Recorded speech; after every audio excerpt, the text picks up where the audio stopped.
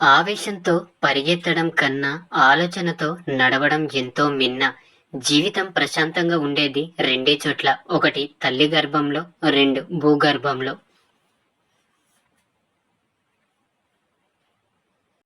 మానవ సంబంధాలకు మరణం ఉండదు. కానీ నిర్లక్ష్యం, అహంకారం, అనుమానంతోనే అవి దూరం అయిపోతాయి.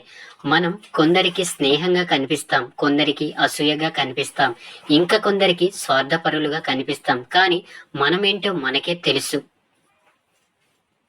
నేను ఎవరికి అంత తొందరగా అర్థం కాను. కానీ నన్ను అర్థం చేసుకున్న వాళ్ళు నన్ను అంత తేలిగ్గా వదులుకోలేరు.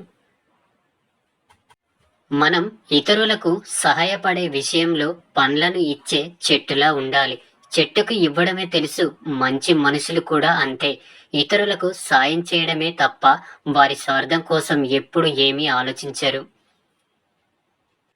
ఎదుటివారు తమ తప్పును తెలుసుకోకుండా ప్రతిసారి మీదే తప్పని నిందించే వారికి దూరంగా ఉండడం మంచిది. కష్టం, సుఖం, బాధ, ఆనందం, ఆత్మీయత, అనురాగం అన్నీ కలిసిన అద్భుత ప్రపంచం కుటుంబం. మన భవిష్యత్తు ఎలా ఉండాలనో తెలుసుకోవడానికి దేవుడు వరమేమీ అవసరం లేదు. గడిచిన జీవితంలో ఇతరుల వల్ల మనకు మిగిలిన అనుభవాలు చాలు. ధనం మనిషికి ధైర్యాన్నిస్తుంది, బలాన్ని ఇస్తుంది, పరపతిని ఇస్తుంది, కానీ సంతృప్తిని మాత్రం ఇవ్వలేదు. జ్ఞానం ఉన్న వారితో వాదించు, ఓడిన జ్ఞానం వస్తుంది. అజ్ఞానితో వాదించకు, విజ్ఞాతను కోల్పోతావు. ఈర్ష్యపడడం మానుకో, ఇష్టపడడం నేర్చుకో. అర్థం చేసుకోకుండా ఎవరిని అంగీకరించకు, అపార్థం చేసుకొని ఎవరిని వదులుకోకు. ఒకరిని కించపరిచి తమని గొప్పగా చూపించుకోవడం బలహీనుల లక్షణం. ఒకరు బాగుంటే చాలు మనకు మంచి జరుగుతుంది అనుకోవడం బుద్ధిమంతుల లక్షణం. ప్రాణం పోయేటప్పుడు ఎలా ఉంటుందో తెలియదు, కానీ ప్రాణంగా ప్రేమించిన వాళ్ళు పరాయి వాళ్ళు అయిపోతుంటే మాత్రం ప్రాణం పోయినట్టు ఉంటుంది.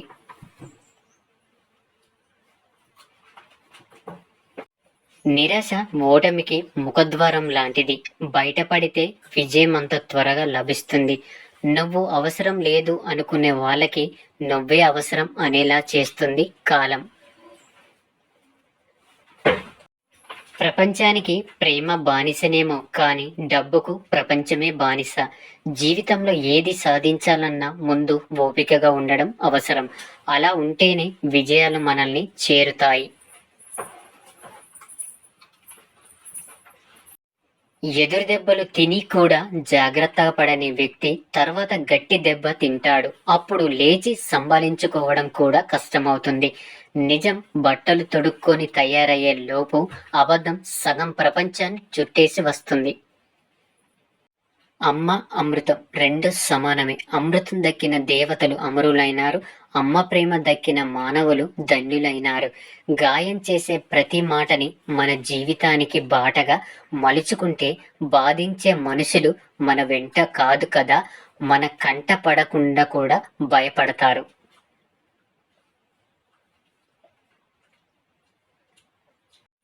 అసూయ, అహంకారం రెండు ఒక రకమైన వ్యాధి లాంటివే. ఇవి ఉన్నవారు వాళ్ళు సంతోషంగా ఉండరు, ఇతరులను సంతోషంగా ఉండనివ్వరు. కోరి వచ్చిన వారిని చులకనగా చూడకు, వదిలి వెళ్ళిన వారిని రమ్మని పిలువకు. అన్ని వ్యసనాలలోకెల్లా అనుమానం పెద్ద భయంకరమైనది. తాను భరిస్తూ ఎదుటివారిని సైతం బాధిస్తుంది. అనుమానమే పెనుభూతమైతే నీ నీడ కూడా నిన్ను భయపెడుతుంది, బాధ పెడుతుంది. నచ్చిన వారితో బ్రతకాలని అందరికీ ఉంటుంది, కానీ ఆ అదృష్టం కొంతమందికే ఉంటుంది. జీవితంలో సంతోషంగా ఉండాలంటే రెండే మార్గాలు. నిన్ను వెతుక్కుంటూ ఏది వచ్చినా టేక్ కేర్, నిన్ను వదిలి ఏది వెళ్ళినా డోంట్ కేర్. నిజం నొప్పిని ఇస్తుంది, అబద్ధం ఆనందాన్ని ఇస్తుంది, కానీ నిజం ఇచ్చిన ప్రశాంతత అబద్ధం ఎప్పటికీ ఇవ్వలేదు. ఒకటి, మన పిల్లలు చెప్పుకునేలా మనం ఏదైనా సాధించాలి, లేదా మనం గర్వంగా చెప్పుకునేలా మన పిల్లల్ని ఏదైనా సాధించేలా చెయ్యాలి. డబ్బు సంపాదించడం గుండు సూదితో నేలను తవ్వడం లాంటిది. చాలా కష్టం. డబ్బు ఖర్చు పెట్టడం ఊదిన బెలూన్ను గుండు సూదితో పగలగొట్టడం లాంటిది. చాలా సులభం. చదువు ఉందని గర్వపడకు, చదువు లేదని బాధపడకు. చదువు ఉన్నా లేకపోయినా సంస్కారం ఉంటే జీవితంలో పైకి వస్తావు. దృఢ సంకల్పం, తరగని విశ్వాసం, బలమైన కోరిక ఉన్న చోట విజయం తప్పక వచ్చి తీరుతుంది. కాలానికి ఒక రూపం లేదు, దానికి పాపం లేదు. కాలం అదృష్టం లాంటిది. అందయుగమైన, స్వర్ణయుగమైన అది మన ప్రతిబింబం. గెలవాలన్న తపన బలంగా ఉన్న చోట ఓటమి అడుగైనా పెట్టలేదు. చెడును నిర్మూలించేందుకు ఆయుధాలు పట్టితే జరిగేది రెండు దుష్ట శక్తుల మధ్య యుద్ధమే. మంచి పుస్తకాలు మన చెంత ఉంటే మంచి మిత్రులు లేని లోటు తీర్చినట్లే. మానవుల ఆవేశాలు వేగంగా పరిగెత్తుతాయి. వీటిని అదుపులో పెట్టడానికి కొండంత సహనం కావాలి. చావు బ్రతుకులు ఎక్కడో లేవు. ధైర్యంలోనే బ్రతుకు ఉంది, భయంలోనే చావు ఉంది. పసిబిడ్డను తల్లి ముద్దాడుతుంది. ప్రేమపూరితమైన ఆ ముద్దులోనే భగవంతుడు ఉన్నాడు. చదువు, సంస్కారం ఈ రెండు మనిషి మంచి జీవితానికి మూల సూత్రాలు. చదువు ఎప్పుడు ఎవరి ముందు తలవంచనివ్వదు. సంస్కారం ఎప్పుడు ఎవరి ముందు పడిపోనివ్వదు. ఇతరులు మనని గుర్తిస్తే వచ్చేది గర్వం, మనల్ని మనం గుర్తిస్తే లభించేది ఆత్మానందం. సాటివారి అభివృద్ధిని చూసి ఆనందిస్తే మన జీవితం కూడా ఆనందమయం అవుతుంది. మంచితనానికి విలువ లేదన్నది ఎంత నిజమో, మన మంచితనం మనల్ని కాపాడుతున్నది అన్నది అంతే నిజం. కష్టపడకుండా, ప్రయత్నం చేయకుండా బతుకుని పండించుకోవాలి అనుకోవడం మూర్ఖుల లక్షణం. 2 క్షణాలు నవ్వితేనే ఫోటో అందంగా వస్తుంది కదా. మరి ఎప్పుడు నవ్వుతూ ఉంటే లైఫ్ ఎంత ఆనందంగా ఉంటుంది. అహంకారం సత్యాన్ని ఒప్పుకొనివ్వదు, అలాగే అవసరమైన దాన్ని పొందే అవకాశాన్ని ఇవ్వదు. మన మాటకే విలువ ఇవ్వని వారు జీవితంలో మనకి గొప్ప స్థానాన్ని ఇస్తారు అని ఆశపడడం మన మూర్ఖత్వం కూడా. మనం చాలా సందర్భాల్లో ఆశ చెప్పాల్సిన చోట చెప్పలేక మొహమాటానికి పోయి ఇవ్వడం అని చెప్పడం వల్లే సగం సమస్యలు వస్తాయి. అవసరాన్ని బట్టి మాట్లాడేవారు, ఆపదను బట్టి దగ్గరయ్యేవారు, తమ పరిస్థితిని బట్టి మన చుట్టూ తిరిగేవారు మనకి ఎప్పటికీ పనికిరారు.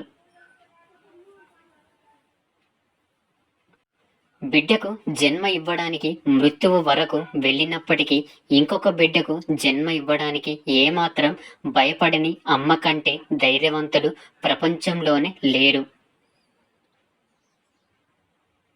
ఒక లక్ష్యం కోసం పరిగెత్తేవాడి కంటే తన కుటుంబం బాధ్యత కోసం బండిలాగేవాడే గొప్పవాడు. భరించలేని కారణం అహంకారం వాడకం ఎక్కువైతే బతుకు వాడిపోతుంది, బంధాలను బలి తీసుకొని భారమవుతుంది. అప్పు చేయడం అంటే రేపటి సంపాదన ఈరోజే ఖర్చు చేయడం. మండిన కొవ్వొత్తిని మనది కానట్లే గడిచిన కాలం మనది కాదు. కాలం చాలా విలువైనది.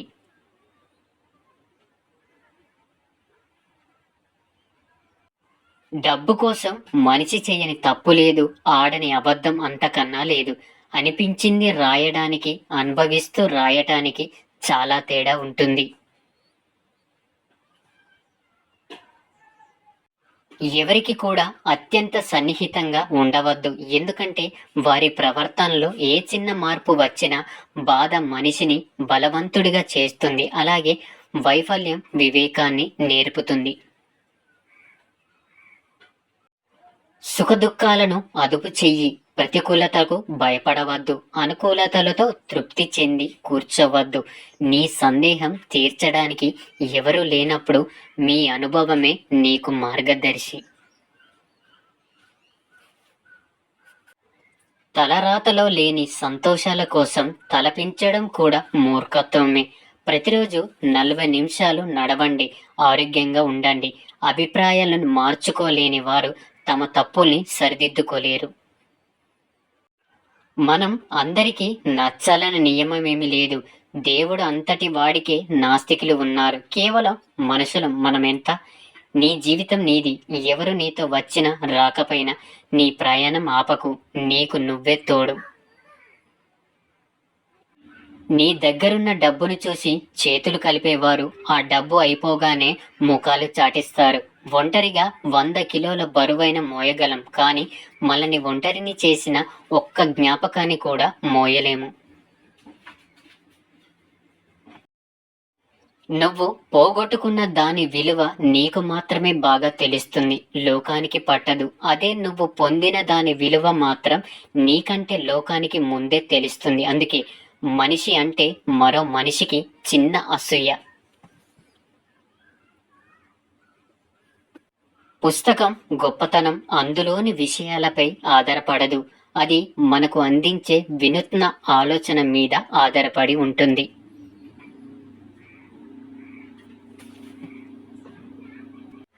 పరిస్థితులు అనేవి మనిషి ఆధీనంలో లేనివి, కానీ మనిషి ప్రవర్తన మాత్రం అతని స్వశక్తి పైన ఆధారపడి ఉంటుంది. కాబట్టి ఎవరి ప్రవర్తనకు వాళ్ళే బాధ్యులు. ఎదుటివారు నాకు ఇచ్చే మర్యాదను బట్టి వారి పట్ల నా ప్రవర్తన ఉంటుంది. కారణం ఏదైనా నువ్వు వదులుకునే మనుషులు అడుగుల వెనక నీ జ్ఞాపకాల్ని ముడిపడి ఉన్నాయి అని మర్చిపోవద్దు. రోజులు ఎప్పుడు ఒకేలా ఉంటాయి అనుకుంటాం, కానీ నమ్మిన మనిషిలో మరో కోణం కనిపించినప్పుడు కాలం కూడా కొత్తగా కనిపిస్తుంది.